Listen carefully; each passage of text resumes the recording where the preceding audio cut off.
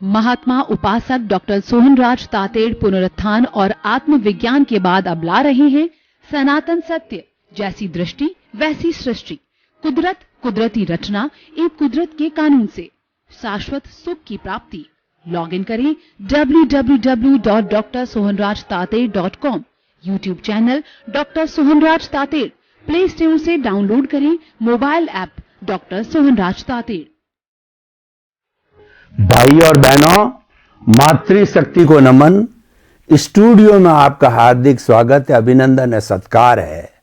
सनातन सत्य कार्यक्रम के अंतर्गत हम आपको राइट बिलीफ देते हैं ताकि कि आपकी रॉन्ग बिलीफ समाप्त हो जावे। आपको सनातन सत्य बताते हैं ताकि कि आपको जीवन की अल्टीमेट रियलिटी, सार्वभौम सत्य, यूनिवर्सल ट्रुथ के बारे में मालूम हो जावे और एक बार किसी व्यक्ति को राजपथ यानी सम्यक दर्शन मिल जाता है, राइट विजन मिल जाता है, पॉजिटिव थिंकिंग मिल जाती है, तो वह आगे से आगे अपनी प्रोग्रेस करता रहता है। ये सारा कार्य हम अलग अलग एपिसोड्स के माध्यम से करते हैं।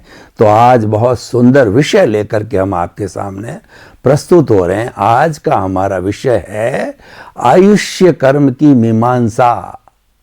आयुष्य कर्म वह कर्म है जो हमको जिंदगी देता है, यानी हमारे जन्म से मृत्यु का बीच का जो स्पान होता है वह आयुष्य कहलाता है। हर एक की जिज्ञासा होगी कि मेरा आयुष्य किस तरीके से बंधन होता है और किस तरीके से इसको सुंदर बनाया जा सकता है।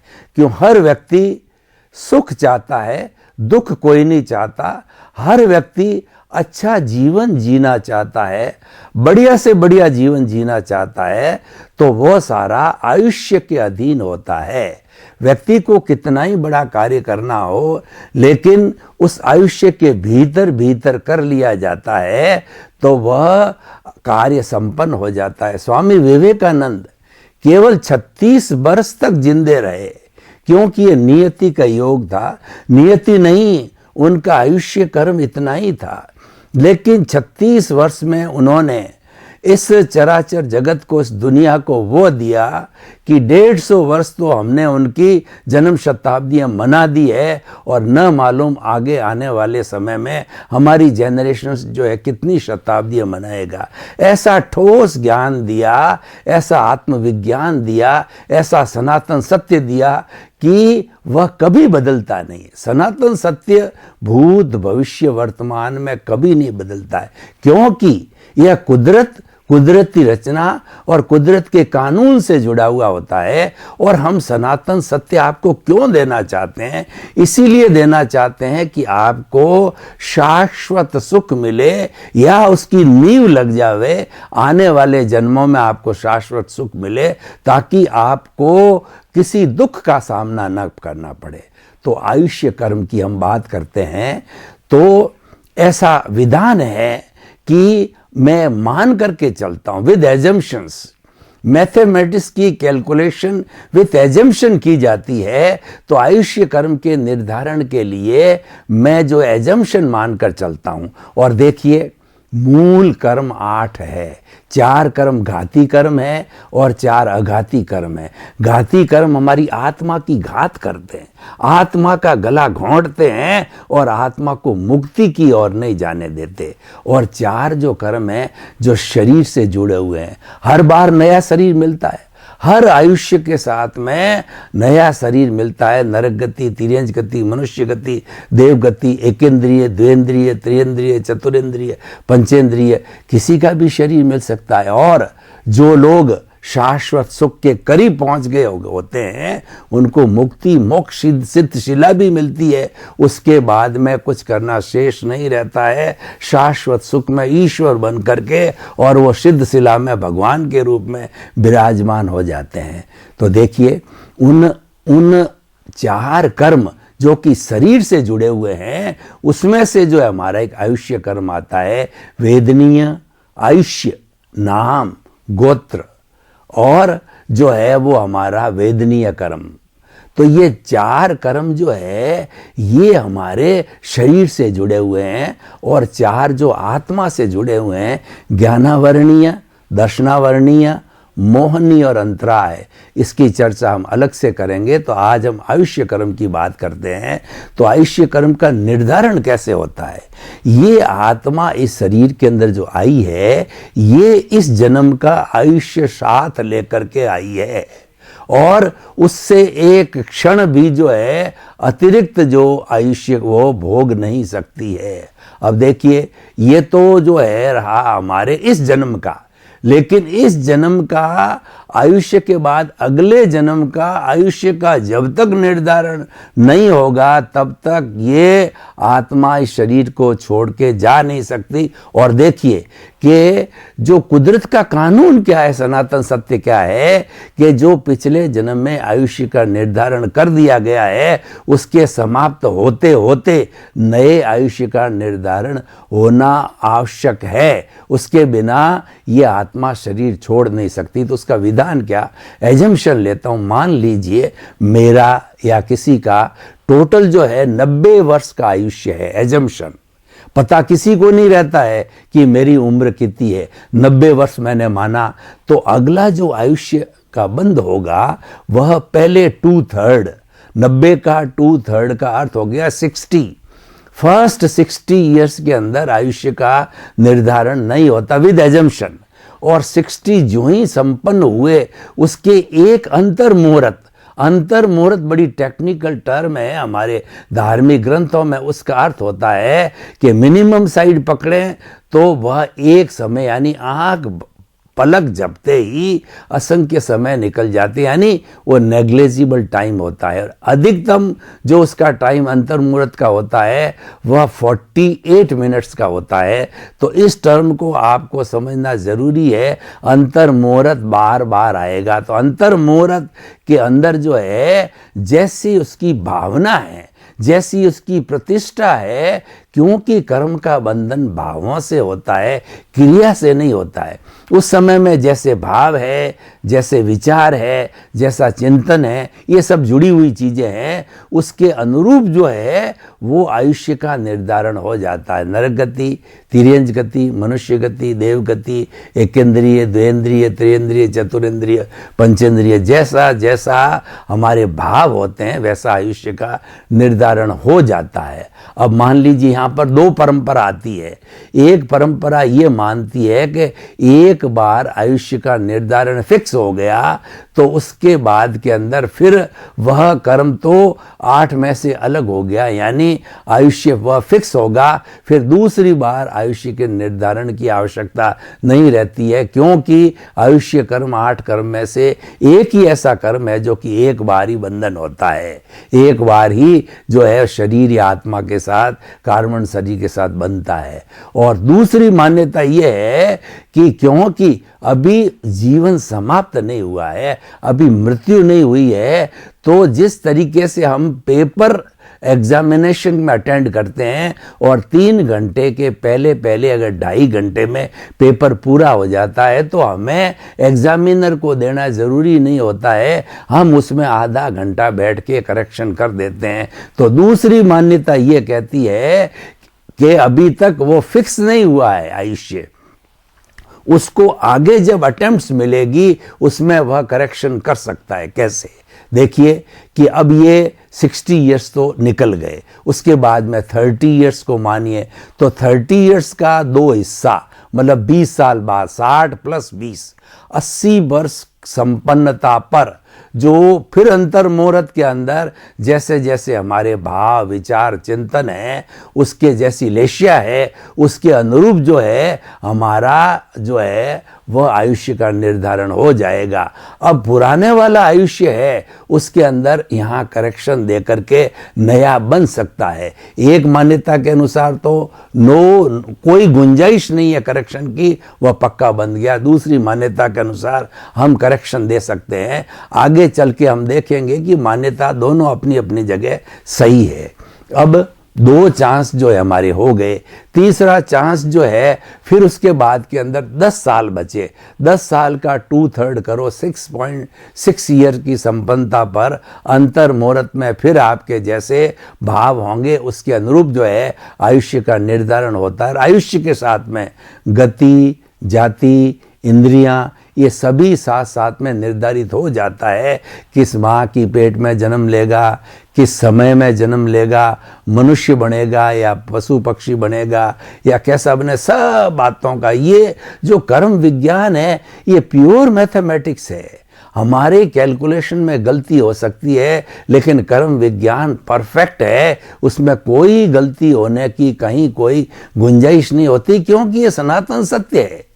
ये कुदरती रचना और कुदरत के कानून से जुड़ा हुआ है और कुदरत इतनी परफेक्ट होती है कि उसमें गलती की कोई गुंजाइश नहीं, क्योंकि सबकी मालिक ही कुदरत है। सबको बनाने वाली, सबका पालन पोषण करने वाली जो है वो कुदरत ही है। कुदरत के लिए कहा जाता है कि वो ऑपरेटर भी है, डिस्ट्रॉयर भी है और क्रिएटर भी है, तीनों ही।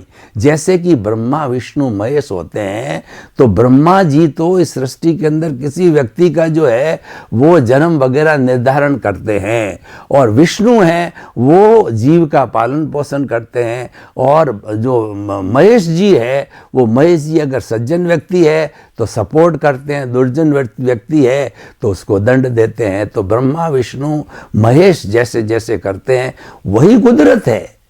किसी रूप में कहिए, कुदरत जो है हमारी माँ है, हमारा पालन पोषण करने वाली है। तो इस तरीके से 2/3 के बाद के अंदर अब मान लीजिए कि 90 साल की संपन्नता होने वाली है, तो उसके अंतर मुहूर्त के अंदर आपको जितने भी 6, 7, 8 जो भी चांस मिले हैं उसमें आपने करेक्शन देते गए, और लास्ट की जो स्टेज आई उसमें भी आपने करेक्शन दे दिया। तो जो अंतिम स्टेज है, तब अंतिम स्टेज को समझना है। यहाँ पर दोनों मान्यताएं आकर के और मिल जाती है कि अंतमति सो गति, और जो है हमारी धार्मिक ग्रंथों के अंदर बताया गया है कि जो जीव जिस लेशिया में मरता है उसी लेशिया में जन्म लेता है। यानी कि जब मौत आती है तो उसके पहले पहले हर जीव को, दूसरे जीव तो एक्सप्रेस नहीं कर पाते हैं, मनुष्य को धुंधला धुंधला दिखाई देने लग जाता है कि मैं अगले जन्म में मनुष्य बनूंगा कि बिल्ली बनूंगा कि गाय भैंस बनूंगा। उसको धुंधला धुंधला दिखता है अंतर्मुख, क्योंकि एक तो समय कम होता है, दूसरा ये शरीर छोड़ना होता है, और तीसरा इतना धुंधला होता है कि स्पष्ट कुछ दिखाई नहीं देता, उसको अध्ययन करने का समय नहीं मिलता है। तो अंतमति सो गति, और जो जीव जिस लेशिया में मरता है उसी में जन्म लेता है। ये दोनों मान्यता यहाँ आकर के मिल जाती है कि अगला जन्म का उस समय में निर्धारित हो चुका होता है, चाहे करेक्शन दिया हुआ हो या चाहे फर्स्ट सेकंड थर्ड अटेम्प्ट जो भी मिली हो उसमें पक्का निर्धारण हो गया। तो पक्का निर्धारण होने के बाद में वो लास्ट वाली स्टेज में फाइनल हो जाता है, क्योंकि उस आत्मा को शरीर छोड़ना होता है। तो ये सारा आयुष्य कर्म का जो है निर्धारण के संबंधी है। अब हम थोड़ी चर्चा करेंगे कि आयुष्य जो बंधता है, चाहे करेक्शन देकर के बंधो चाहे एक बार में बंधो, तो उस वक्त में भाव से क्या अर्थ है। देखिए कि हम 4 गति मानते हैं, एक तो नरक गति, एक तिर्यंच गति, एक मनुष्य गति और देव गति। नारकी के अंदर दुख ही दुख है, इतनी ठंडक की -50 डिग्री, इतनी गर्मी के -150 डिग्री, यानी उबलने लग जाए तो वो उबलते हैं। जो नारकी के जीव होते हैं वो उबलते हैं, या कुछ नारकियों में इतनी ठंड है कि व्यक्ति तो मर जावे, वो टॉलरेट ही नहीं कर सकता है, यानी दुख ही दुख है। और नारकी के जीव जो है वो कपूर की तरह उनकी बॉडी होती तो एक दूसरे को जो है नौचते रहते हैं। हमारे यहाँ भी कई देखा कि लोग नारकी के जीवन जीते हैं।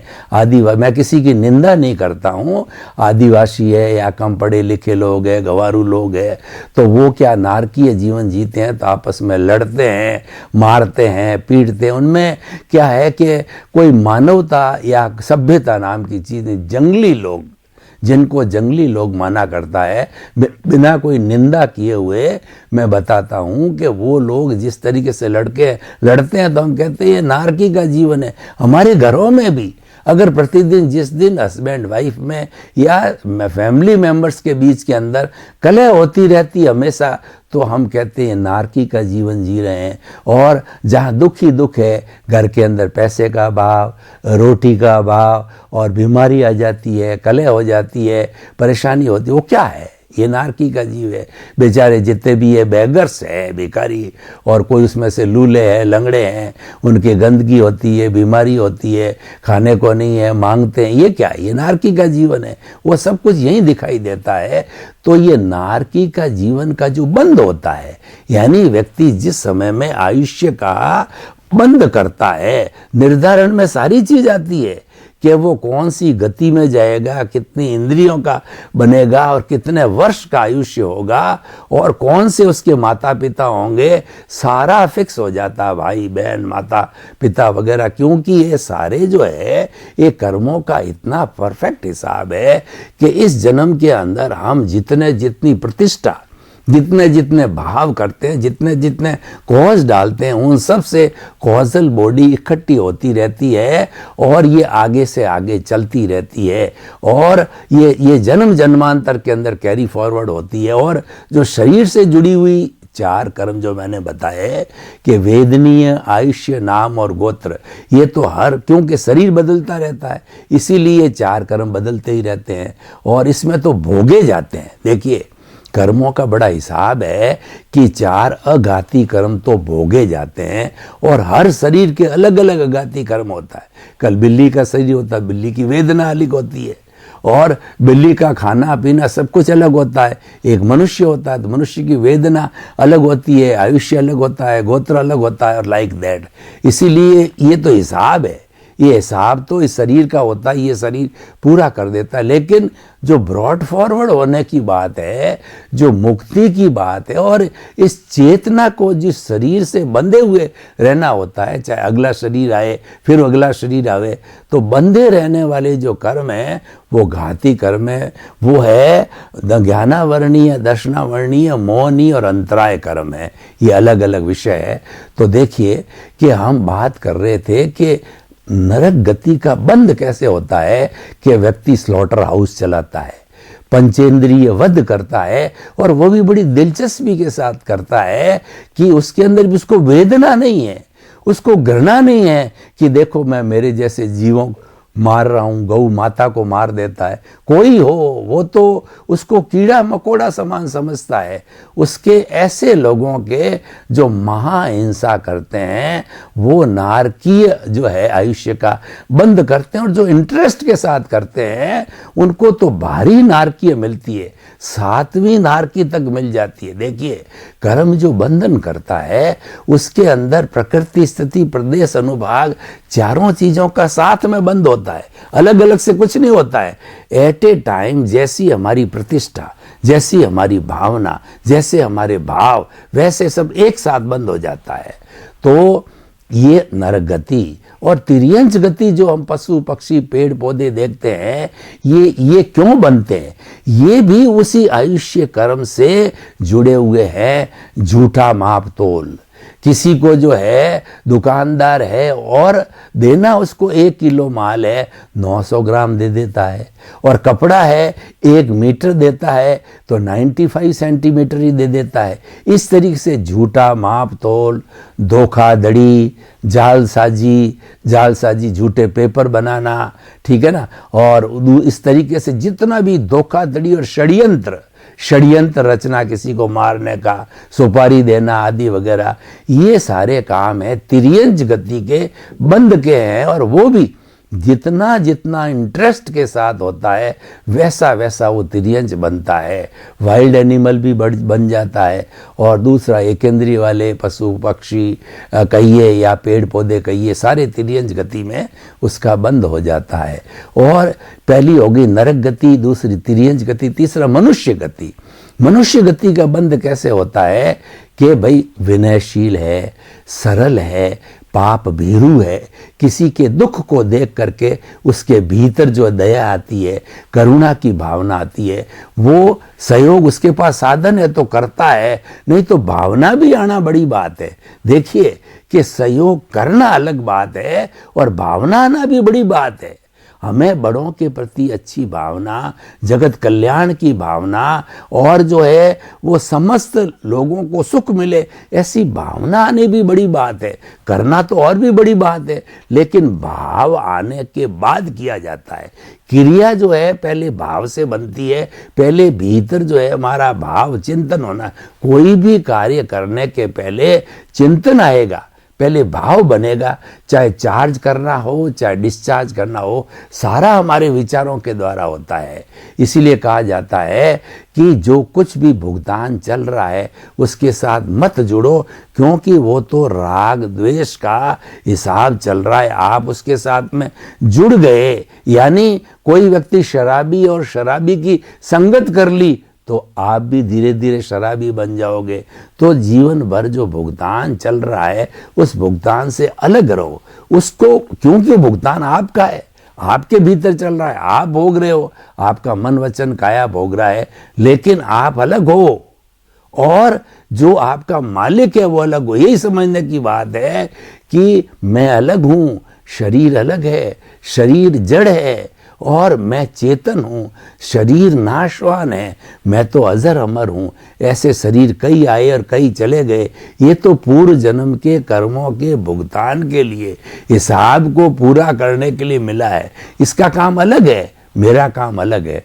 तो ऐसा चिंतन चलता रहता है। यानी जो सरलता वाला व्यक्ति होता है और थोड़ा ज्ञान को समझने वाला होता है, उसको मनुष्य उत्तम जो है ये उसको आयुष्य मिलता है, क्योंकि मनुष्य ही सबसे ज़्यादा सत्संग कर सकता है, मनुष्य ही सबसे ज़्यादा आत्मा को हल्का कर सकता है और मनुष्य ही शाश्वत सुख को प्राप्त कर सकता है, और कोई नहीं कर सकता।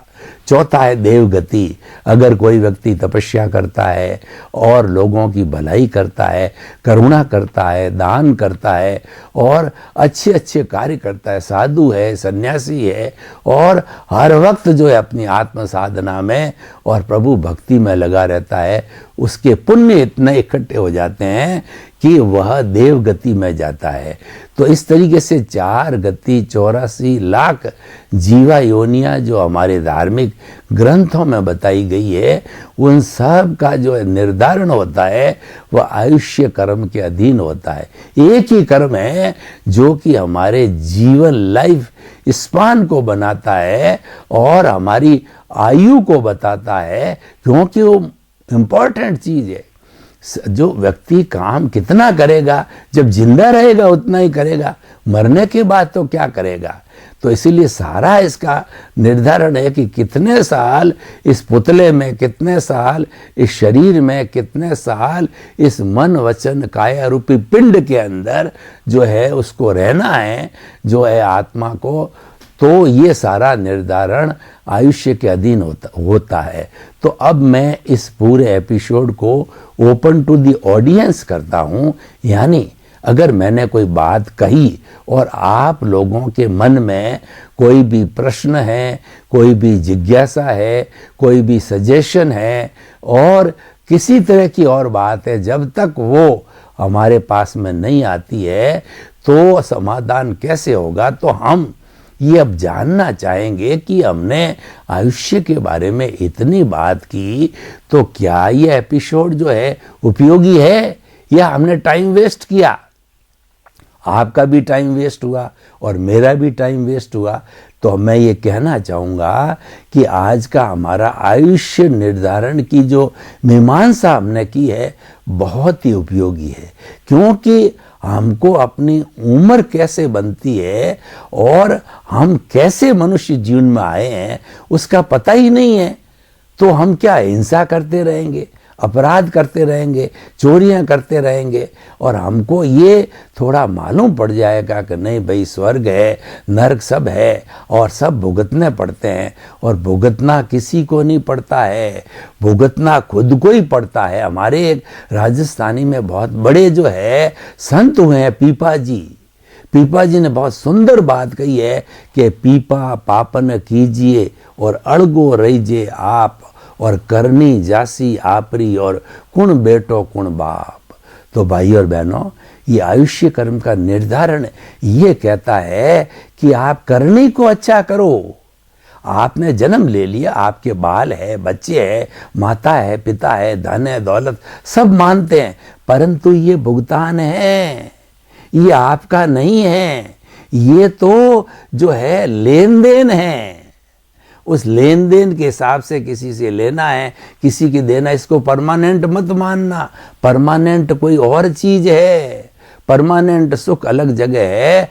तो आयुष्य के निर्धारण के साथ में आप अच्छा जीवन बनावें। सर्वे भवन्तु सुखिनः सर्वे सन्तु निरामया। जगत के सब जीवों को सुख मिले, शांति मिले, आनंद मिले। आपके प्रति बहुत बहुत शुभकामनाएं।